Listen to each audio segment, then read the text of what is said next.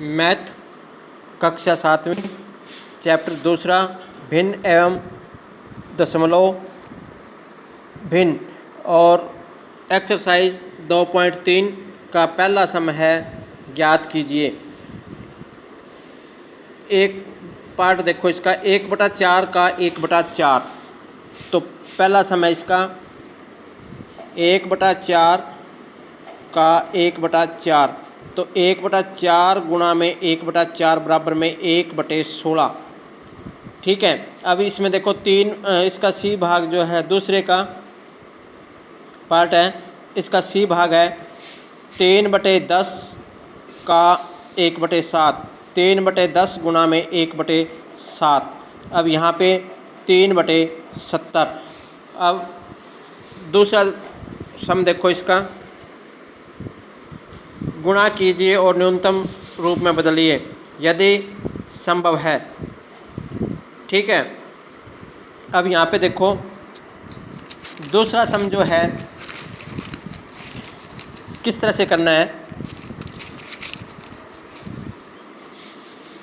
सम 2 तो 2/3 गुणा में 2 सही 2/3। तो ये हो जाएगा 2/3 का 3।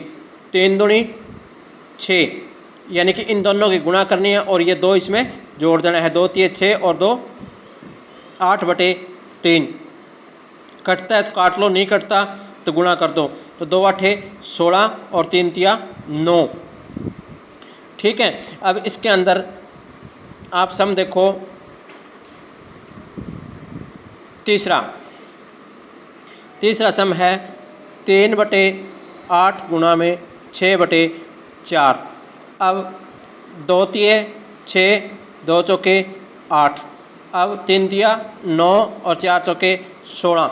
अब इस हिसाब से ये हो गए। तीसरा है निम्नलिखित भिन्नों की गुणा कीजिए। अब गुणा करनी है इसी तरह से। देखो तीसरा सम अब 2/5 गुणा में 5 से 1/4। तो 5 चौके 20 और 1 21/4। ठीक है। अब इसी तरह से इनके सहियाँ तोड़ करके इनकी गुणा करनी है। अब कोई भी दिक्कत हो तो पूछ लेना। अब चौथा सम है इसका कौन बड़ा है। चौथा सम है कौन बड़ा है। तो 3/4 का 2/7 अथवा इसमें है 5/8 गुणा में 3/5। तो 3/4 गुणा में 2/7 और 5/8 गुणा में 3/5। तो 3 दूनी 6, 2 एकम 2, 2 दूनी 4। तो 3/14 और 5 से 5 कट गया तो ये आ गया 3/8।